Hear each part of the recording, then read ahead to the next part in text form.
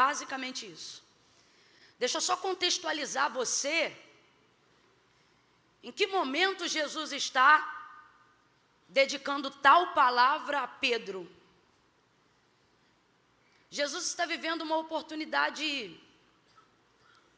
única e última. Na verdade, está proporcionando uma oportunidade única e última aqui na terra para os seus discípulos, porque eles estão vivendo o que nós chamamos da celebração da última ceia, do seu último momento de confraternização e de intimidade só com os seus discípulos. Numa casa agora separada somente para eles, num ambiente confortável e de intimidade, Jesus vai cear com os seus discípulos. Vai passar alguns comandos, algumas orientações, conselhos e orientações finais. Eu gostaria que você se reportasse comigo a esse momento agora. Imagine uma casa acolhedora de teto baixo, uma mesa onde cabem todos juntos de uma só vez, os 12 mais o mestre, mais o Senhor, todos eles reunidos ao redor dessa mesa. Neste mesmo dia, rompendo apenas algumas poucas horas, Jesus está prestes a ser entregue à guarda romana. É nesse mesmo contexto, um pouquinho apenas depois, que Judas vai, através de um beijo, entregá-lo. Depois desse momento, quando Jesus se retira para orar com os seus discípulos no Getsêmani, quando o próprio Jesus vai se distanciar dele cerca de um tiro de pedra e vai falar particularmente com o seu pai. Você sabe que esse momento é o maior momento de agonia e de angústia da vida de Cristo aqui na terra. Não há absolutamente nenhum outro momento da sua vida ministerial, quer seja nos seus 3 anos e meio de execução ministerial, ou ao longo de toda a sua vida até os seus 33 anos, não há absolutamente nenhum outro momento que se compare a tanta angústia, a não ser o próprio momento do Calvário. Mas a angústia pior é essa do momento do Getsêmani. É quando o texto vai nos revelar um fenômeno em que o suor de Jesus vai ser vertido em gotas de sangue, tamanha a sua angústia. É interessante porque, na verdade, ao longo dos 33 anos e meio de vida de Jesus, ele sabe que veio amando de seu Pai em meio aos homens, abdicou do trono de sua glória, absteve-se de todo o seu poderio a fim de cumprir toda a justiça divina e também toda a justiça terrena, a fim de cumprir um único propósito. Qual? Ser entregue por amor de todos nós, ser entregue para que a cédula do pecado que havia contra nós, que fosse rasgada, ser entregue para nos religar de volta a Deus. Durante toda a sua vida ele soube disso. Vários momentos em que Jesus está prestes a realizar algum milagre, ou depois de já ter realizado um milagre, ele normalmente diz: não conteis a ninguém que eu fiz isso.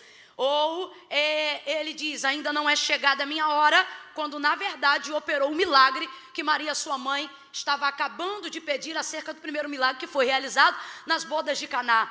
E qual é a hora? De que hora ele estava falando? Ora, ele falava do seu momento de morte de cruz.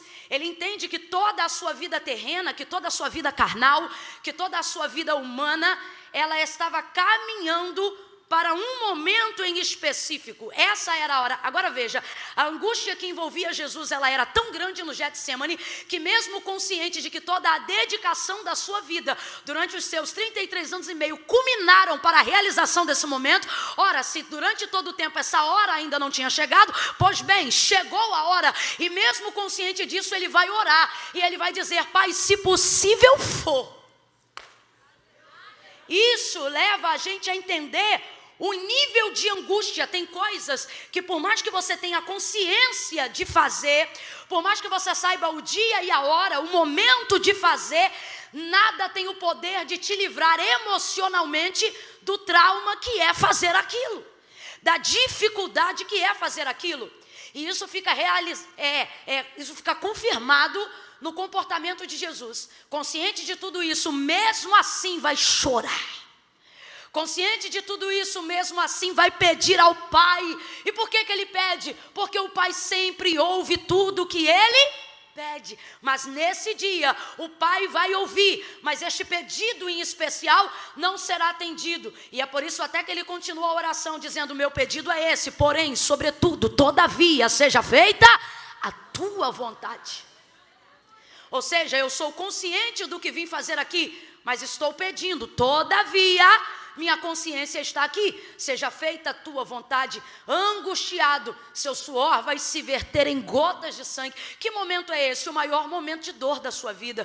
Que momento é esse? É a véspera do Calvário. Momentos, horas, minutos que antecipam uma surra, que antecipam um açoite, que antecipam o cumprimento original e concreto do que o profeta Isaías havia declarado acerca dele. Oh, e o que? Ele seria moído, castigado pelas nossas transgressões. O castigo que nos traz a paz estava sobre ele, e pelas suas pisaduras nós seríamos sarados. Mas sarados a preço de sangue, a preço de angústia, a preço de dor, a preço de traição, a preço de exposição.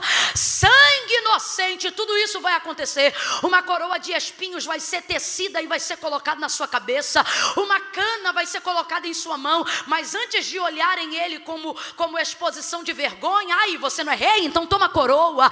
Ai, tu não dizes ser o rei, então toma o cedro. Mas na verdade é uma coroa de espinhos, é uma cana. O texto diz que pegam esta cana e antes de obrigarem ele a segurar, primeiro dão com ela na sua cabeça, aonde já tinha coroa de espinhos, e pá, violentamente o agridem, e o seu sangue começa a ser extremamente derramado. Vai carregar a cruz que era a sentença do nosso pecado. Oh, como Jesus vai sofrer. Agora veja, tudo isso que eu acabei de relatar segue-se apenas minutos e poucas horas depois do momento que nós acabamos de ler. Que momento é esse? Esse momento é o momento que antecede tudo isso que você ouviu até agora. E esse momento, irmã Camila, qual que é? Esse momento é de comunhão. Esse momento é de festa. Esse momento é de celebração, de confraternização. Agora, Jesus dá uma aula para nós de controle, equilíbrio, domínio próprio. Por quê? Ele sabia ou não sabia tudo que ele passaria depois desse momento de ceia? Sabia ou não sabia? Jesus porventura foi pego de surpresa? Claro que não. Se no período da celebração, enquanto ele está em comunhão com todos os seus discípulos ao redor da mesa, ele mesmo olha para Judas e diz: o que tendes a fazer, faze-o logo, faze-o depressa. Consciente de que isso já aproximava a sua hora, consciente de que sua hora era chegada, eu vou perguntar de novo: Jesus sabia tudo isso que eu relatei, que lhe iria acontecer depois do momento da celebração da ceia, sim ou não? Sim ou não, igreja? Sim ou não? Consciente de tudo isso, ele não vai permitir com que absolutamente nada do que ele está para viver depois roube dele a alegria do agora. Que capacidade fenomenal! Agora, essa não é uma capacidade apenas de Cristo, mas uma capacidade que foi compartilhada aos homens. Se assim não fosse, o próprio Cristo jamais teria compartilhado conosco o seguinte ensinamento: não cuideis de andar ansiosos por coisa alguma.